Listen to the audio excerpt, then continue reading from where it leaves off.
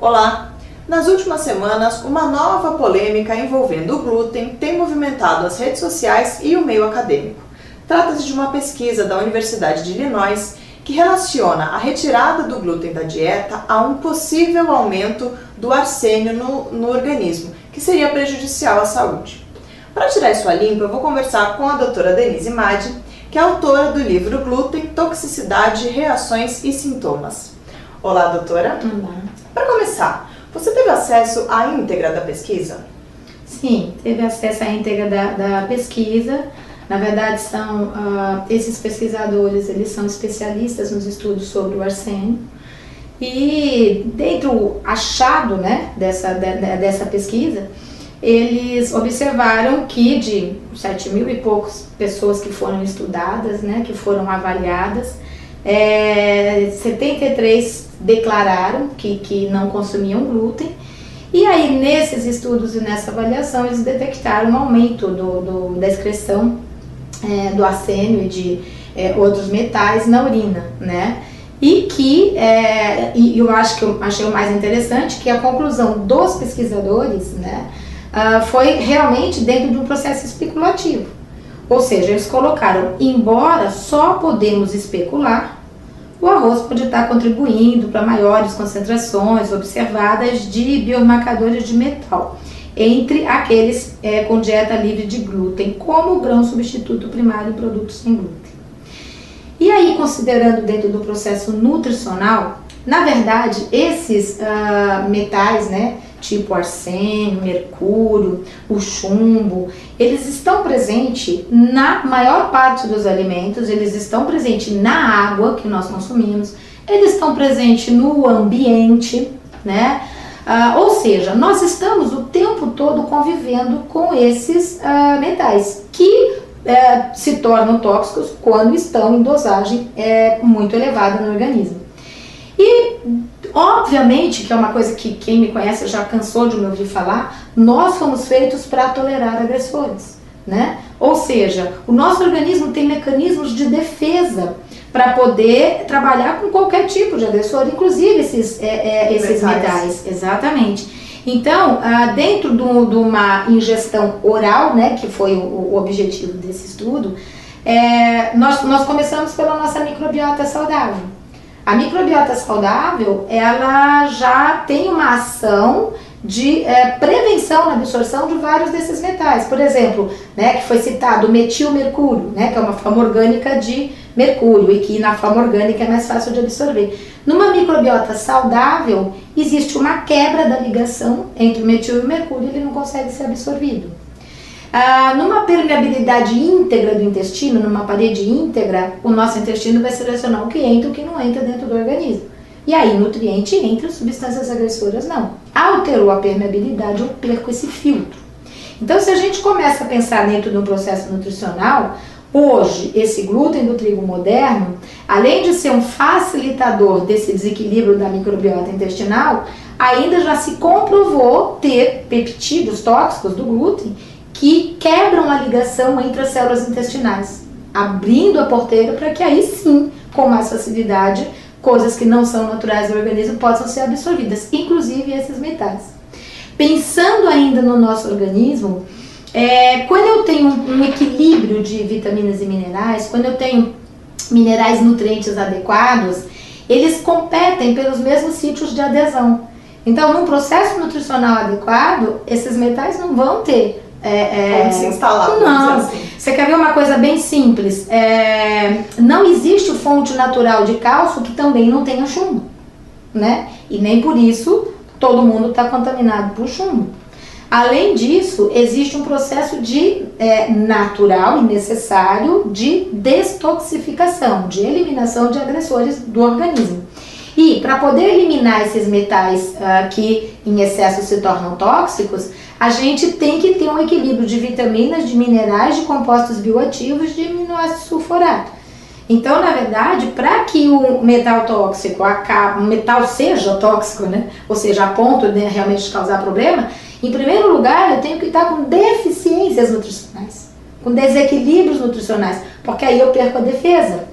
E se a gente considerar hoje no comportamento alimentar atual, a maior parte dos alimentos que contém hoje esse trigo refinado ou glúten, né, que contém o glúten, são extremamente associados com muitos aditivos químicos, com muitas substâncias que também... Os industrializados. E o pior, é sem vitamina, sem mineral, sem compostos bioativos, então dá uma desequilibrada. Mas vamos deixar isso de lado e vamos pensar no arroz, né? Se a gente pensar no consumo do arroz, o americano, que foi aí o objeto de estudo, né? Eles consomem 10 vezes menos arroz do que nós. Então, nós aqui no Brasil consumimos 10 vezes mais arroz e consumimos metade do que é consumido pela cultura asiática. Isso quem consome glúten e quem não consome glúten. Não quem é? consome glúten no Brasil também consome arroz. E aqui a gente Né? sabe, 10 vezes mais do que o americano. Então nós pensamos o americano que consome 10 vezes menos arroz, nós que, independente de consumir ou não glúten, consumimos 10 vezes mais, e o asiático que consome o dobro ainda do que nós, ou seja, praticamente 20 vezes mais do que o americano. E por que se você pensar em todos eles, você não tem um nível maior de arsênio em um ou no outro? Que isso não está sendo um determinante. Volta para as nossas defesas naturais. Nós temos defesas naturais a ponto de limitar a ingestão, competir no processo de adesão e ainda aumentar a eliminação através da excreção. Aliás, a excreção urinária é uma defesa do organismo. É uma maneira de poder também estar eliminando esses agressores, certo? Ou possíveis agressores. Então, se a gente considerar dentro de um equilíbrio nutricional, o que você pensa de uma pessoa que está mais nutrida, mais equilibrada? Ela teria maior ou menor chance de excretar um agressor? Maior. Maior chance. Então, se a gente pensar também nesse estudo, o que nós podemos considerar? Que essas pessoas que consumiam menos glúten e que normalmente quem está preocupado com isso também está preocupado com uma alimentação de um pouco melhor de qualidade. Sim. Então, dentro desse quadro, essas pessoas que tiveram um aumento dessa excreção, porque estavam se defendendo mais. Certo? Porque também no Japão, por exemplo, não tem maior número de casos de doenças associadas ao arsênio.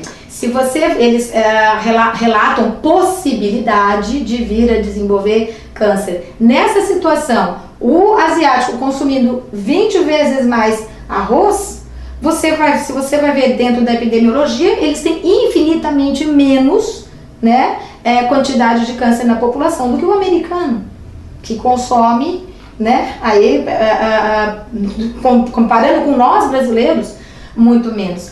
E ainda se a gente considerar no Brasil, né, pensando no Brasil, no consumo sem glúten, nas pessoas que querem diminuir ou eliminar o glúten da alimentação, a gente sabe que nós temos um altíssimo consumo de produtos da mandioca, né? Então é a mandioca, é o polvilho doce, é o polvilho azedo, é a garuta, é a tapioca, né? Aí nós temos também o inhame, o cará, a batata doce, o trigo sarraceno. Hoje em dia um consumo... Farinha de grão de bico. Hoje em dia um consumo muito alto de quinoa, de amaranto. Então, na verdade, nós temos um mix, né? Aqui, e isso é uma das coisas que também quem me conhece sempre me ouve falar, evite a monotonia, né? Vamos ampliar o que a gente pode comer e não limitar. Então, dentro desse quadro, efetivamente o fato de tirar o glúten não quer dizer que nós estamos comendo muito mais arroz, que a gente não chegaria, mas nem perto do que consome hoje o asiático. E nem por isso também tem todas essas doenças. E só para fechar a conversa, né? Esse processo de que o comer sem glúten e aí por consequência comer mais arroz faria, ou especulando lá na frente o que isso poderia acontecer em termos de doença. Nós já temos isso, né? Nós já temos celíacos que estão consumindo há muitos e muitos anos. Os substitutos do glúten. Os substitutos do glúten. E a gente não tem nenhum dado que mostre que esses celíacos hoje estão tendo mais casos de câncer do que as pessoas que também comem o glúten. Mas, em compensação, nós temos inúmeros dados e comprovação já hoje da toxicidade que o glúten pode causar. né? Principalmente sabendo que o celíaco mesmo, a gente tem ponto de iceberg, que se tem, para cada celíaco diagnosticado, tem no mínimo uns 13 que não foram. 13. Dependendo do local de estudo, pode ir de 13 até 30, né? Então, esse consumo de glúten, principalmente se a pessoa não sabe que ela é celíaca e ela continua consumindo com frequência, e mesmo por contaminação, pode levar a linfoma.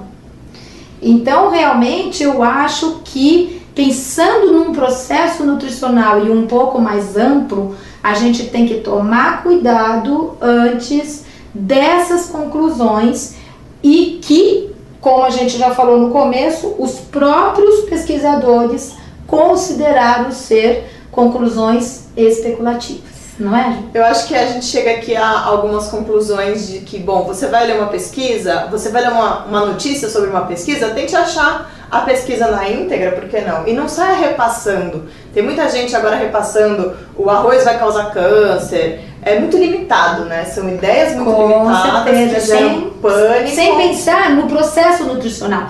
Eu acho que essa falta de conhecimento do processo mais complexo dentro da nutrição, de como isso age, de como isso acontece, até em relação ao conhecimento de como os metais, esses metais com possibilidade de toxicidade, podem, você vê, na natureza eles estão presentes.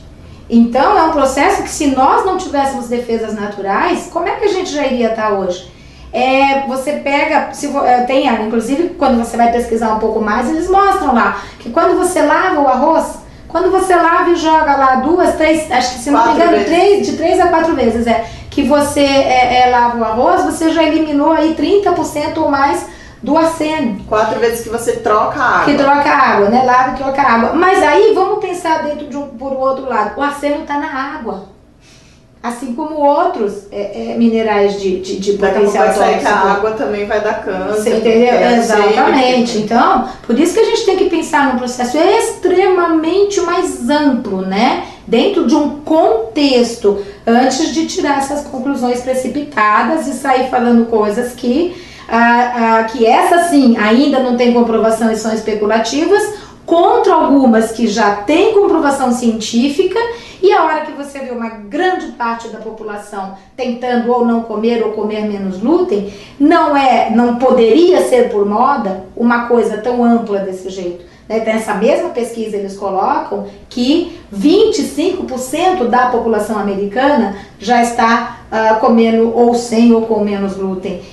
Então, com certeza, eu acho que esse tipo de acontecimento não vem por acaso. Então, a gente tem que pensar num processo extremamente mais amplo do que limitar a uma informação que nem foi a dos pesquisadores, efetivamente, ok? Muito obrigada. Obrigada.